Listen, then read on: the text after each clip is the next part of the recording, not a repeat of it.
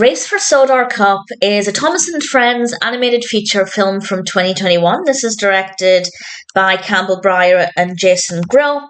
It's written by Peter Gaffney, and we have a voice cast. Well, we have a varied voice cast depending on where you're watching it, but in the UK, Thomas is voiced by Aaron Barashi. In the States, he's voiced by Misha Contreras.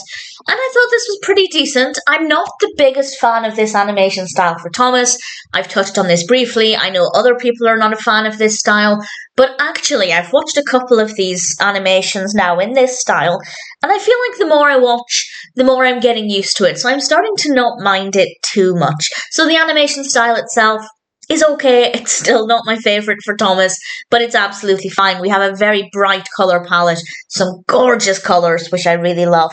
The narrative itself has some really great messages, but I don't think the pacing is that great because it is about a race. The trains are racing for this Sodor Cup, and it takes about 2/3 of the film to actually get to the race. And yes, we need some setting up, absolutely, but there was no need for it to take that long to get anywhere. And the film is actually about Kana and Thomas having to race together as a team. Kana is supposed to be racing with somebody else who is a much faster engine, but unfortunately, I won't go into all the details, but unfortunately the other engine is unable to race, so Thomas steps in, and it's all about learning that speed is not the only name of the game. It's all about teamwork, put it that way. But it takes so long to even establish the main narrative. There is so much fluff.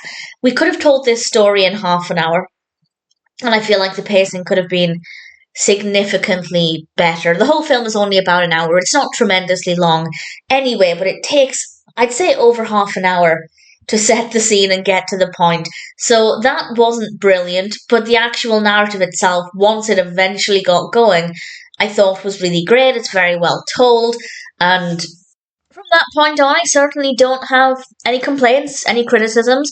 It only has 2.9 out of 10 on IMDb, which is not great, but that it is only across 131 reviews and ratings, so it's not the largest pool of opinions. But I haven't read the reviews, but I'd be willing to bet that a lot of those negative reviews are because of the animation style. Maybe not, it might not be, but the pacing is certainly my biggest issue, but I know a lot of people are really not fond of this animation style.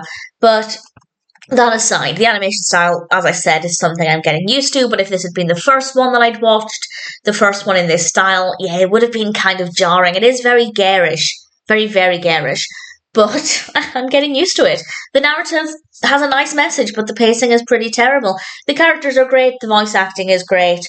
If you're a Thomas fan, give it a watch. If you are new to this animation style, I'd say proceed with caution, but it does get easier to watch as the experience goes on. If you're looking for a film about teamwork, yes, it's a good one to go with, but it takes a while to get there. So I think, all things considered, Race for the Sodor Cup is also the Fat Controller, or Mr. Topham Hatt. I don't like him in this design. I really don't like him in this design. But aside from that, it's an okay film. It's not perfect, definitely room for improvement, but if you're a Thomas fan, if you're looking for a film about teamwork, Race for the Sodor Cup might be one that's worth checking out.